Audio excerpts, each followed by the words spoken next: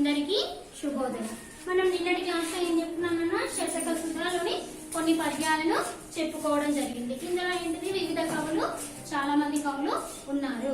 మరి మనం వాళ్ళ గురించి నేర్చుకున్నాము. అలానే మనకు ఫస్ట్ బిట్, సెకండ్ బిట్ లో ఒక పద్యం అయింది. ఇప్పుడు సెకండ్ బిట్ లో రెండో పద్యం చూడండి. నిన్న పేజీ నెంబర్ 46 చూడండి. నిన్న నీరము సప్తలోహమున నిల్చి అనామకమై నశించు, నా నీరమే ముత్యమట్లు నలినీదల సంస్థితమై తనర్చు, ఆ నీరమే శుక్తిలో బడి మణిత్వము గాంచు సముంచిత ప్రభన్, పౌరుష రుత్తులిట్లుదము మధ్యమునుత్తము గొల్చున వారికి. చూడండి, మళ్ళొకసారి చూడండి అన్న. నీరము తప్తలోహమున నిలిచి అనామకమై నశించు, ఆ నీరమే ముత్యమట్లు నలినీదల సంస్థితమై తనర్చు, ఆ నీరమే యుక్తిలో బడి మణిత్వము గాంచు సముంచిత ప్రభన్, పౌరుష రుత్తులిట్లదము మధ్యమునుత్తము గొల్చు వారికి. చూడండి నాన్న, నీరము అంటే ఏంటిది? నీరు. నీరము అంటే ఏంటిది? నీరు. తప్తలోహము,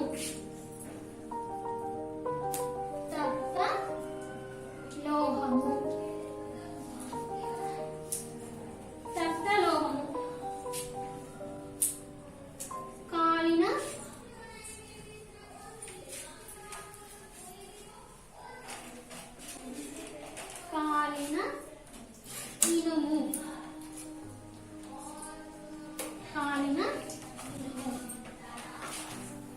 నిల్చి అంటే పడి.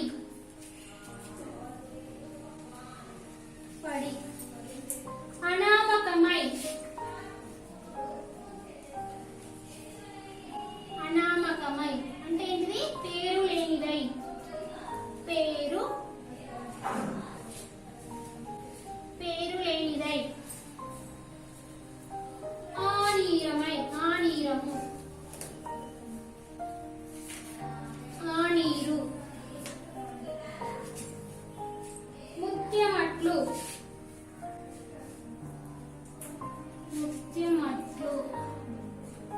ముత్యము వలె,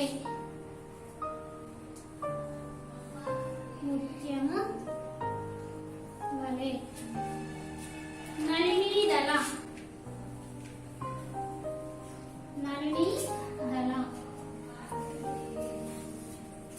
తామరాకుపై,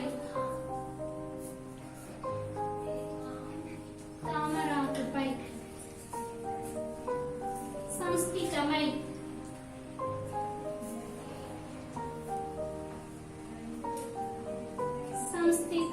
నిలిచినదై. సంస్థితమై అంటే నిలిచినదై. తనర్చు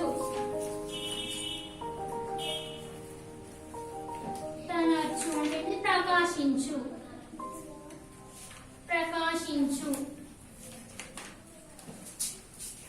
ఆనీరము, ఆనీరు,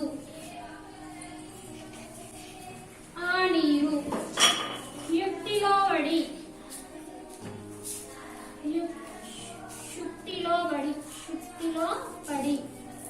ముత్యపు చిప్పలో, శుక్తిలో పడి అంటే ఏంటిది? ముత్యపు చిప్పలో పడి.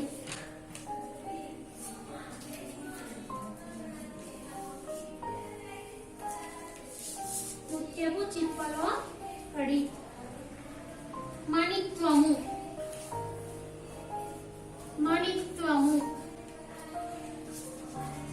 మణి అంటే చాలా విలువైనది.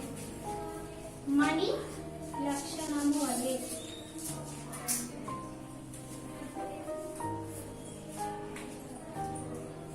గాంచు, కనిపించు,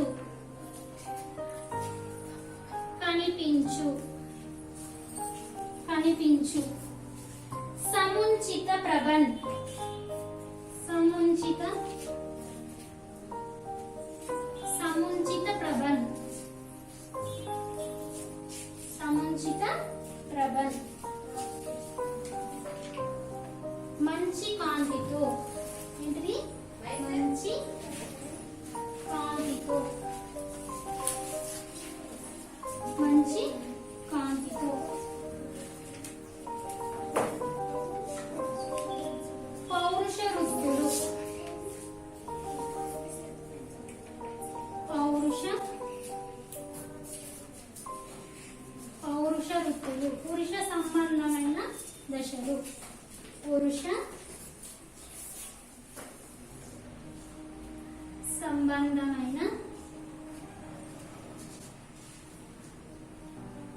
సంబంధమైన దశలు పురుష సంబంధమైనటువంటి దశలు పురుష సంబంధమైన వృత్తులు ఆదాము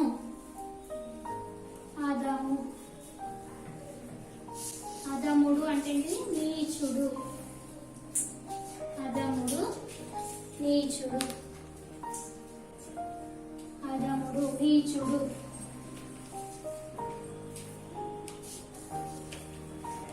మధ్యము మధ్యముడు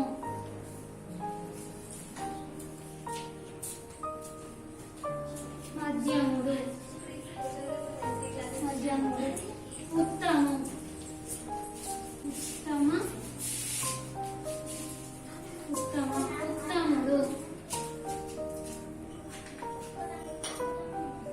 ఉత్తముడు ఏంటిది ఉత్తముడు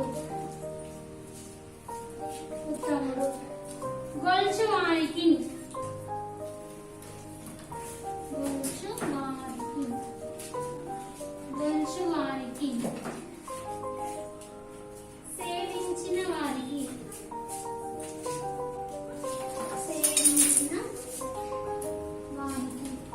చూడండి నాన్న ఏంటిది ఇక్కడ మనకి నీరము తప్తలోహమున నిలిచి అనామకమై నశించు అంటే నీరు కాలిన ఇనుముపై పడి ఏమవుతుంది నశించిపోతుంది అంటే పేరు లేనిగా చూడండి మనము వేడి వస్తువులు ఇనుము వస్తువులు ఉంటాయి కదా ఆ ఇనుము వస్తువులు వేడి చేస్తారు వేడి చేసిన తర్వాత చూడండి మామూలుగా మీరు ఇంట్లో చేసేది చెప్తాను ఒకటి ఇప్పుడు మనం రొట్టె చేసుకోవడానికి పేనం ఉపయోగిస్తాం కదా ఆ పేనము మనం రొట్టె వేసిన తర్వాత పక్కకు పెడతాం పక్కకు పెట్టినప్పుడు ఏమవుతుంది మనము కొన్ని నీళ్లు చిలకరించి చూడండి మీరు నీళ్లు చిలకరిస్తే ఏమవుతుంది అది వెంటనే ఆవిరైపోతుంది ఆ వేడికి అనేది ఒక చుక్క లేకుండా ఆవిరైపోతుందా పోదా ఆ విధంగా ఆవిరైపోతుంది చూడండి కాలిన ఇనుముపై పడి పేరు లేనిదిగా ఏమవుతుంది నశించిపోతుంది ఆ నీరు ఏమవుతుంది పేరు లేనిదిగా అసలు అక్కడ మనం నీళ్లు పోసామా అనేది కూడా తెలియదు మనం అక్కడ చిలకరించగానే అది వెంటనే ఆవిరైపోతుంది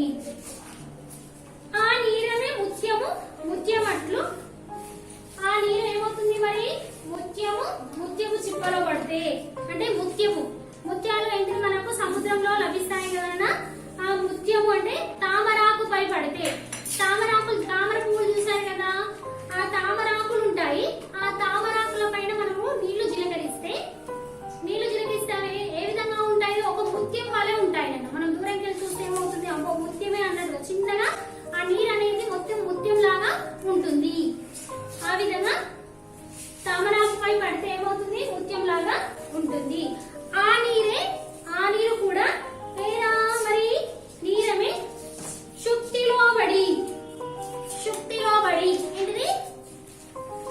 ఏంటిది ముత్యము చిప్పలో పడి ఏంటిది శుక్తిలో పడి అంటే ముత్యము చిప్పలో పడి మణిత్వము గాంచు అంటే మణి లక్షణం అంటే ఒక మణిగా ఉంటుంది అట్లా చూడండి మనం సినిమాలలో చూస్తుంటాము ఇంత ఉంటది అదేంటిది మణి అందులో ఏంటిది ముత్యాలు ఉంటాయి ఇట్లా రౌండ్ గా ఉంటది అందులో పడితే ఏమవుతుంది ముత్యాలు అవుతాయి మనకు సముద్రాలలో ఎక్కువ పెద్ద సముద్రాలలో ఆ ముత్యాలు అనేటివి దొరుకుతాయి మామూలుగా మన ఈ చెరువులలో ఇక్కడ ఉన్న వాటిలో దొరకవు మణిత్వము గాంచు అంటే అవి చాలా కాంతితో ఉంటాయి పౌరుష వృత్తులిట్లు అంటే పురుష సంబంధమైనటువంటి దశలు పురుష సంబంధమైనటువంటి దశలు అధముడు అంటే నీచుడు అతను ఎవరు చెప్పినా గాని అస్సలే వినడు మధ్యముడు ఏంటిది మధ్యముడు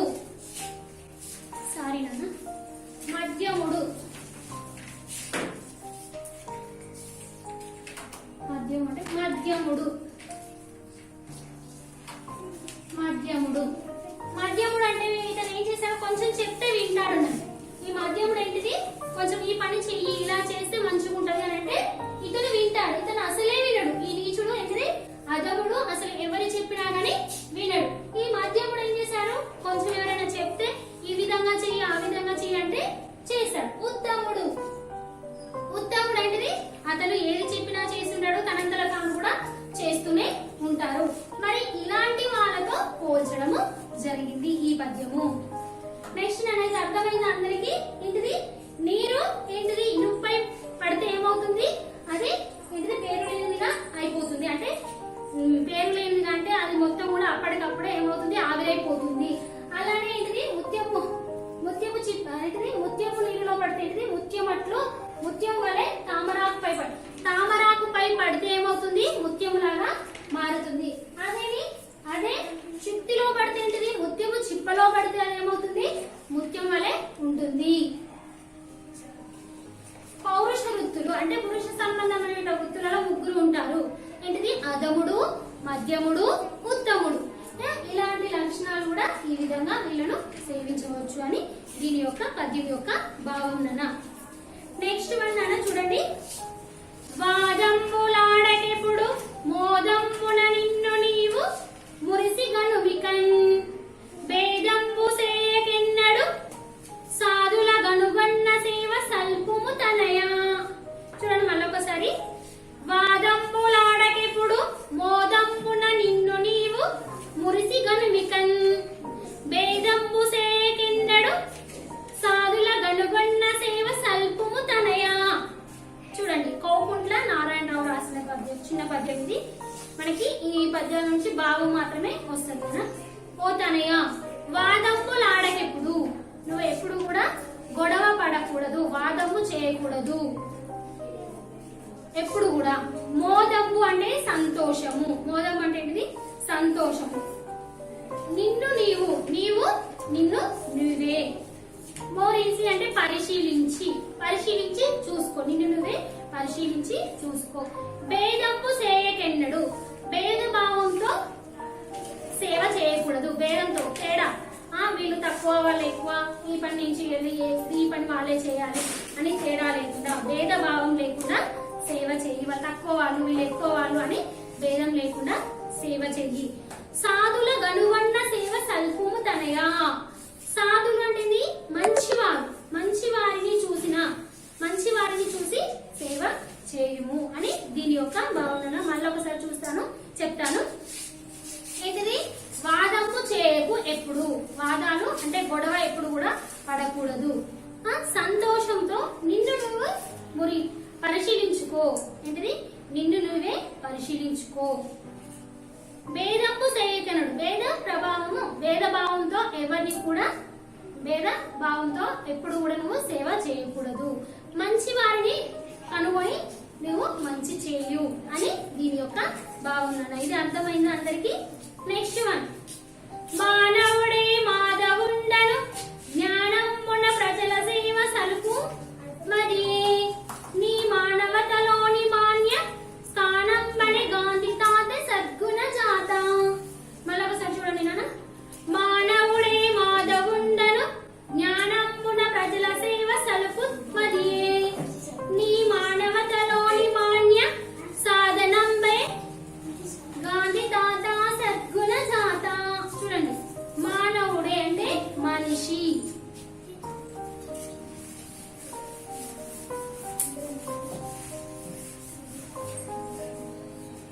మానవుడు అంటే ఎవరు? మానవుడు మనిషి.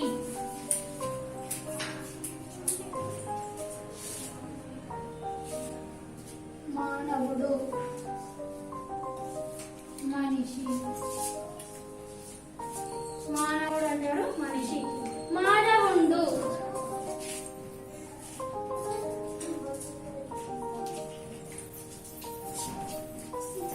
మాధవుండు.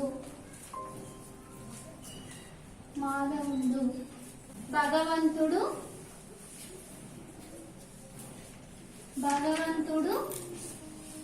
విష్ణు రూపం, విష్ణువు భగవంతుడు. మాధవుడు అంటే భగవంతుడు విష్ణువు.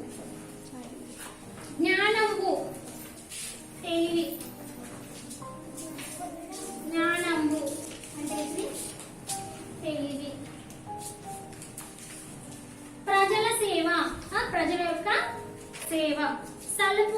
క్రియే అంటే చేయాలి. మానవతలోని మాన్యత, మానవతంలో ఉన్నటువంటి మాన్యత గొప్పతనము. స్థానంపనే గౌరవించదగిన స్థానము, గౌరవించినటువంటి స్థానము. చూడండి నాన్న, మానవుడే మాధవుండవు అంటే మానవుడు భగవంతునితో సమానము అంటారు కదా. మానవుడే మాధవుడు అంటే మానవుడు భగవంతునితో సమానంగా ఏంటిది ప్రజలందరికీ కూడా సేవ చేస్తూ ఉండాలి. మానవతలోని మానవతలో ఉన్నటువంటి గొప్పతనాన్ని గౌరవించదగిన స్థానం అని అంటారు అని ఎవరు చెప్పారు? గాంధీ తాత చెప్పాడు. అంటే శిరశనికల్ కృష్ణమాచార్యుల యొక్క పద్యం నాన్న. ఇది అర్థమైంది అందరికి? చూడండి, నేను ఒక చిన్న కవిత చెప్తాను. ఏంటిది? మోముకు బొట్టు అందం, స్త్రీకి బొట్టు అందం, కాళ్ళకు గజ్జలందం, చేతులకు గాజులందం, మానవునికి మానవత్వం అందం.